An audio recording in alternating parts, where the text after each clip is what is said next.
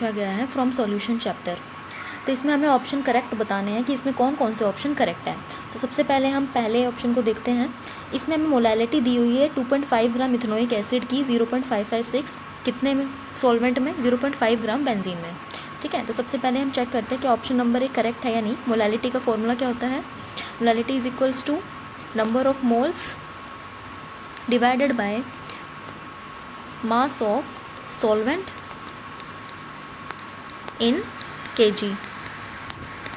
So molality is equals to number of moles, given mass कितना है 2.5 upon उसका molar mass 60, 75 ग्राम हमें solvent का मास दिया है, ग्राम में है इसलिए ऊपर 1000 से इसको मल्टीप्लाई करेंगे।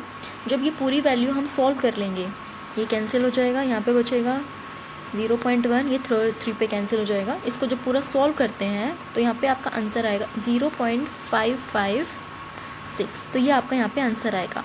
इसका मतलब ऑप्शन नंबर 1 करेक्ट ऑप्शन दिया हुआ है।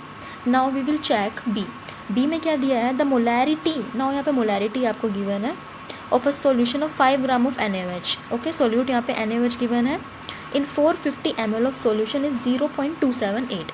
तो इसको हम चेक करते हैं क्या स्टेटमेंट सही है या नहीं। तो यहाँ पे हमें बी में क्या चेक करना है, क्या इसकी मोलैरिटी जो गिवन है वो सही है या नहीं।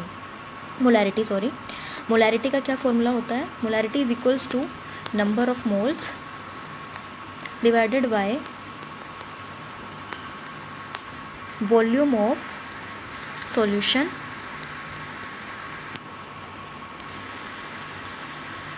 इन लीटर। नंबर ऑफ मोल्स निकालेंगे, यहाँ पे मास कितना दिया हुआ है 5 gram, 5 divided by 40 into volume कितना दिया है 450 ml। ml में गिवन है तो ऊपर 1000 से हम इसको मल्टीप्लाई करेंगे। ये 9 पे यहाँ पे कैंसिल हो जाएगा, ये वैल्यू 20 पे जाएगी 5 से, और ये इसको 9 पे जाएगा दोबारा, 20/81 आएगा। तो अप्रोक्स ये देखिए 1/4 आ रहा है, 1/4 आएगा तो मोलैलिटी की वैल्यू अप्रोक्स कितनी आएगी 0.25 के आसपास आएगी, और ऑप्शन में दिया हुआ है 0.278। ठीक है, तो अप्रोक्स इसको जब क्लियरली कैलकुलेट करेंगे तो 0.27 आएगा। मीन्स बी ऑप्शन भी जो आपको दिया हुआ है वो करेक्ट ऑप्शन है। तो ये बी भी यहाँ से करेक्ट हो गया। नेक्स्ट यहाँ पे दिया हुआ है aquatic species are more comfortable in cold water. Okay, तो इसका क्या रीज़न है? कोल्ड वाटर में क्या होता है, कोल्ड वाटर में क्या होता है, सोल्यूबिलिटी ऑफ ऑक्सीजन O2 बढ़ जाएगी। क्यों? क्योंकि टेम्परेचर लो है, टेम्परेचर क्या है, लो है। सो हमारी जो सोल्यूबिलिटी होती है, सोल्यूबिलिटी होती है इन्वर्सली प्रोपोर्शनल टू टेम्परेचर। अगर हम टेम्परेचर इंक्रीज़ करते हैं तो सोल्यूबिलिटी गैस की डिक्रीज़ होती है। ओके, तो ये कौन सा लॉ है, ये हमारे पास हेनरीज लॉ है। ठीक है, किस लॉ के अकॉर्डिंग बोला है मैंने, हेनरीज लॉ के अकॉर्डिंग। हेनरीज लॉ क्या बोलेगा, हेनरीज लॉ क्या बोलता है, partial pressure is equals to KH into solubility.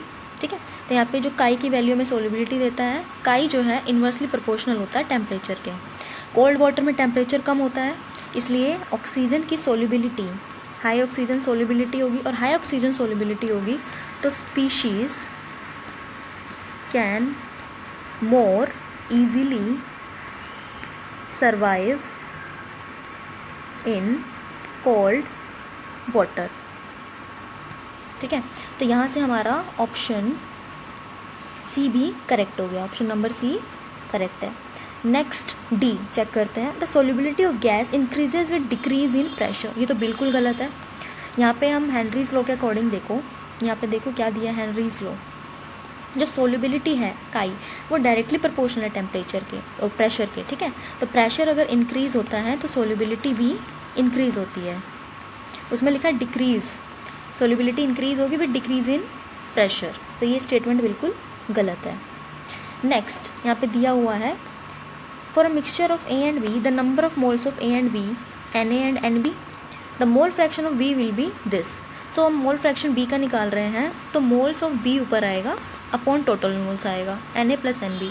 But यहाँ पे NB की जगह क्या आपको मेंशन किया हुआ है, Na मेंशन किया हुआ है, तो ये स्टेटमेंट भी गलत हो गई।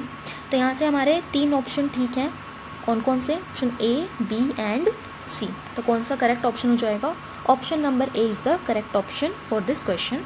ऐसे मोर प्रीवियस ईयर वीडियोज़ के लिए इस चैनल को सब्सक्राइब करें।